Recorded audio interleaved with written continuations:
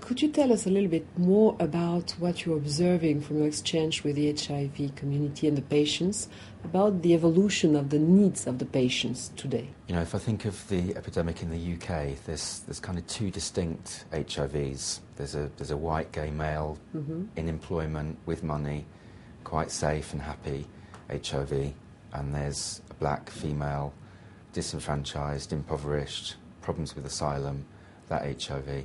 So, you know, they're very, very different experiences, and you'd expect very different needs, and there are clearly. But what unifies them is that both populations have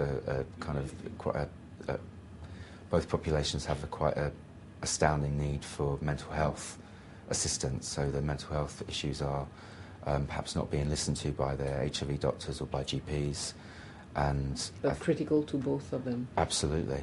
Absolutely. I think that, you know, any chronic condition, over time there will be high levels of anxiety and depression. You know, 40% of people with HIV are depressed, typically.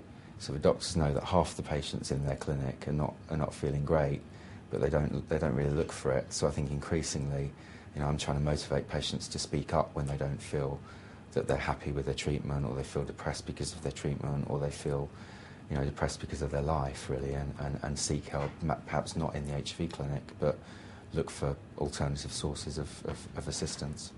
Robert, to come to a close, what kind of messages would you like to share with my colleagues who are working on a daily basis with physicians and patients, and how they can really make a difference to the HIV patients? You know, I'd say to you, don't underestimate the innovations that you've already made. Because, you know, I can tell you that I knew people that were on the soft gel, Kaletra, and I knew women that were living in hostels who used to hide their Kaletra in food because they couldn't keep it in the fridge in its original bottle. Now, when the formulation changed and they were able to keep their Kaletra in their room, they were a lot happier, you know. And I've since met people that are now on ritonavir tablet rather than on the oil capsule, and again, a lot happier, a lot less complaints about kind of gastro problems, and those kind of short-term toxicities really do compromise patients' quality of life. So as well as simplifying medications, I think making them better tolerated is the kind of the key thing that you can do to keep us all kind of motivated to take them really for the rest of our lives.